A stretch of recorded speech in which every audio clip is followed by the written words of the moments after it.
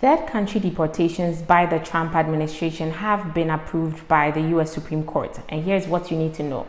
Under US immigration law, immigrants in removal proceedings, they have the right to a hearing before an immigration judge and the opportunity to apply for protections such as asylum, withholding, or protection under CAT. Early in the deportation process, immigrants in immigration courts, they could select a country that they would prefer to be deported to if their case is denied.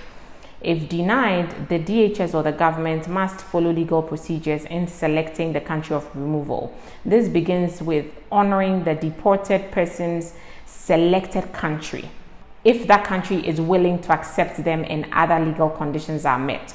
If that doesn't work out, then DHS must consider other legal alternatives. Some people with final deportation orders remain in the United States because removal isn't always immediate or possible. ICE may delay removal due to some issues like medical issues, family ties, or legal relief. In other cases, the home country of the person ordered deported may refuse to accept its citizens or won't issue travel documents. As a result, in February 2025, DHS issued new guidance directing officers to review these cases again and consider deporting such individuals to third countries instead of their home countries. Third country deportation means you're going to be deported to a country where you don't come from, you have no ties, but the country has accepted to welcome you as a deportee from the United States. So some of the countries are Rwanda, El Salvador, South Sudan. So one of the lead plaintiffs in the case that led to the Supreme Court's decision was a man called OCG. He's a gay man from Guatemala. He fled Guatemala after facing torture and persecution, and then he went to Mexico where he was raped and kidnapped. He left Mexico to come to the United States. He appeared before an immigration judge, and then he requested protection from removal to both Guatemala and Mexico.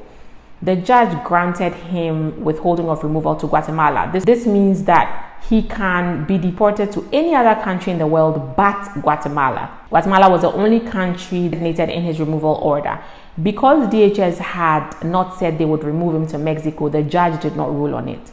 Now, 2 days after this judge gives her ruling, ICE, under this new DHS guidance, puts OCG on a bus to deport him to Mexico. Without giving this man a written notice. ICE only told him while they were on their way to Mexico that, hey fella, you're going to be deported to Mexico. We're actually on our way there. This occurred without legal review of his claim of fear of return to Mexico. On March 23rd, individuals that ICE had tried to deport to third countries, they filed a class action lawsuit challenging DHS's removals to third countries without notice or a chance to object. The court issued a restraining order blocking DHS from continuing this. But DHS did not stop. It arrested and deported more individuals to third countries. The district court issued a preliminary injunction to block further third country removals until the entire case was finally decided. On April 18th, to stop DHS from moving forward without giving due process to these people. The people who were going to be deported to these third countries wanted to be told where in the world they were being deported to and have the opportunity to raise any fear-based claim. They wanted written notice. DHS appealed the injunction that was placed on them to stop the deportations. On June 23rd, 2025, the Supreme Court granted DHS's request to pause the injunction.